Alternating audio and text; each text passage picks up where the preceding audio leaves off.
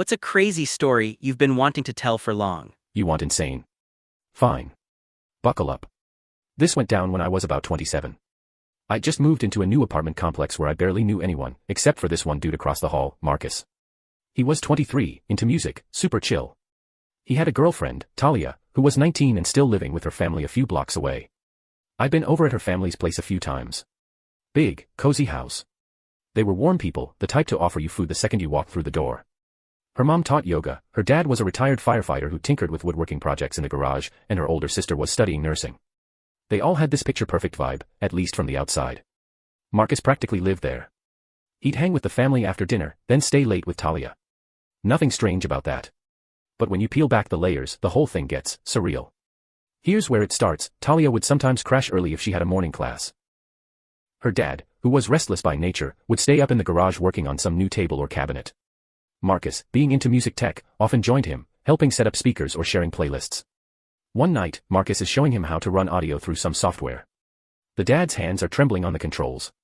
He looks Marcus dead in the eye and says, "You've got steady hands.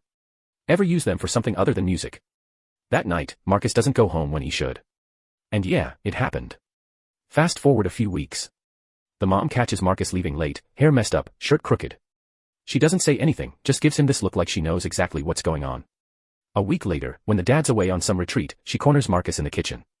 Starts pouring wine, leaning in close, saying she's grateful he keeps her husband busy. The gratitude turns physical. Now Marcus is entangled with her too. At this point, you'd think the sister would be the sensible one, right? Nah. Marcus ends up venting to her about Talia, about how he feels torn between loyalty and temptation. She listens, nods, touches his hand a little too long. You can guess what happens next. By the time everything unravels, Marcus has managed to sleep with every single member of Talia's family. Each one thinking they're the only secret.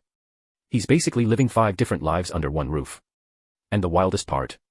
None of them knew about the others. Not one. Every person thought their secret was safe, until it all detonated one weekend when Marcus tried to juggle 2 meetups on the same night. When it blew up, it was nuclear. Screaming, doors slamming, accusations flying in every direction. Talia cut him off, the dad tried to fight him, the mom broke down, and the sister vanished for weeks. I moved out of that complex not long after and lost touch. But to this day, when I hear people say, "You can't possibly shock me anymore," I think about Marcus and that family. And I laugh.